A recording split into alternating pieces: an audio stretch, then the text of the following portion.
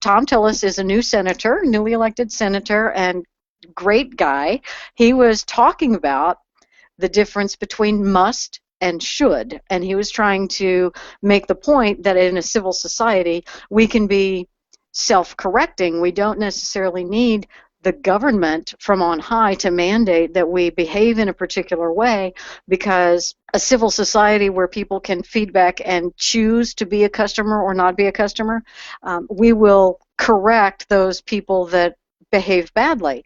The story that he chose to illustrate the point in ridiculous fashion was to say, well, let's say we don't have a regulation, we don't have a mandate from the feds that you have to wash your hands, that Starbucks employees have to wash their hands after going to the bathroom. And let's say there's a Starbucks where they don't wash their hands after going to the bathroom.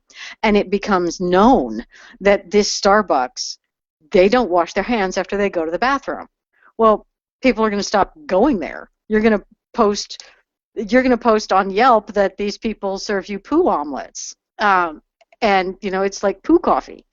So, it's going to be self-correcting. And he told that story to make the point that we don't have to have the government to fix things for us.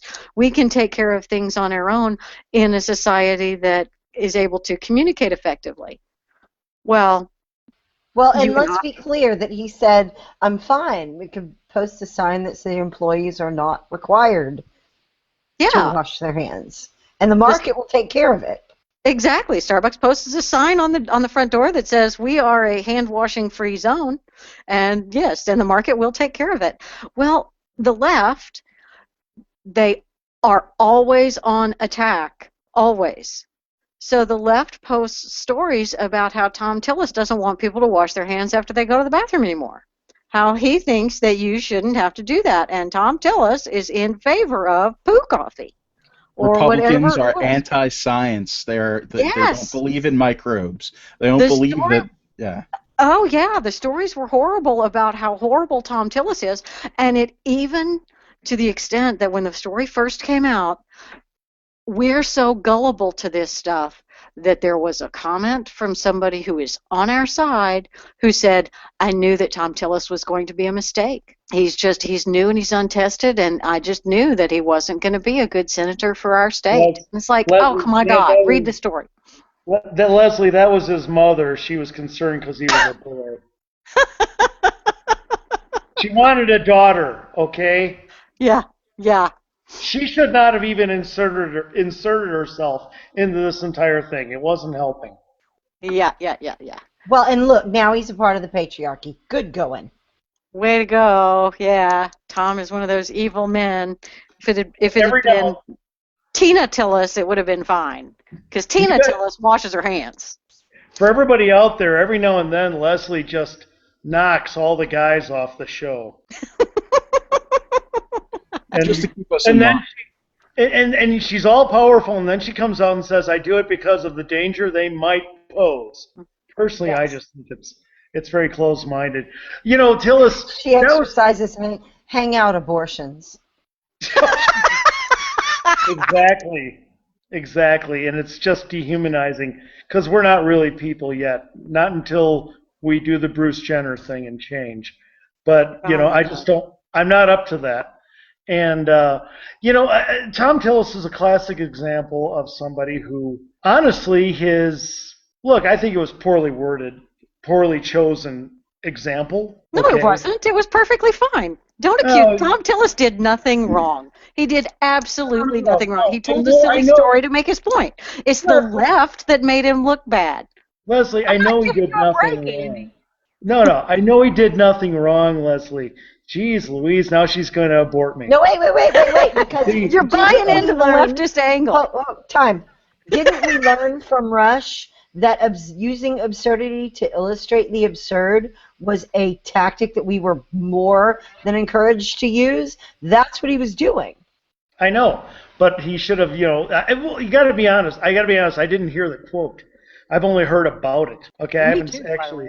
Yeah, all I'm saying is, maybe he could have picked it better, maybe not. I don't know. Don't care. I just know this. What really matters is how do we respond when one of our own gets called out so quickly by the left? Right. And we need to be very quick to research, look into it if we're going to make statements on it. And by the way, if someone on our side says something ludicrous like Todd Aiken, we gotta stand up. Okay, we gotta be honest about it. But that's rarely the case, and we have to put things in perspective. Because let me tell you something, the left is going to, with their people when they get called out, they tried everything to diminish what guys like Brian Williams and Hillary Clinton with their stories.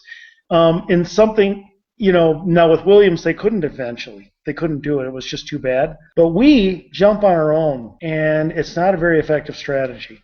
Not at all. And that's where if you jump on Thom Tillis for saying something badly, I'm going to jump back on you because you're wrong because I'm going to defend my guys. So that was me. That was me yelling at you, Andy. Well, you're bigoted.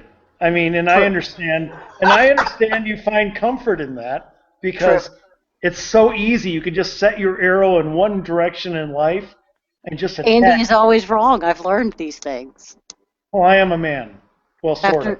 Over the last year, Corey has taught me Andy is always wrong. Yes, well, and the sad thing is, the thing that angers me is I've come to realize she's right. As long as you guys understand that the show is a chick-tatorship, we're good. Oh, there you go. The best way to fight lefty tactics, there's no complicated kung fu moves that we need to learn.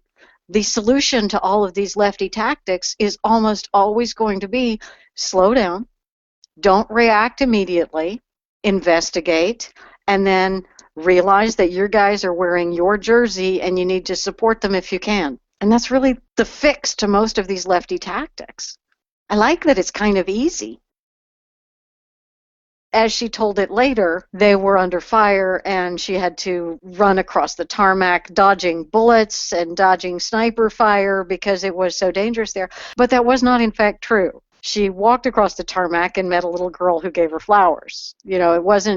She was not in any danger ever, at no point. But she kept telling that story to make herself seem braver, to make the situation seem more dramatic,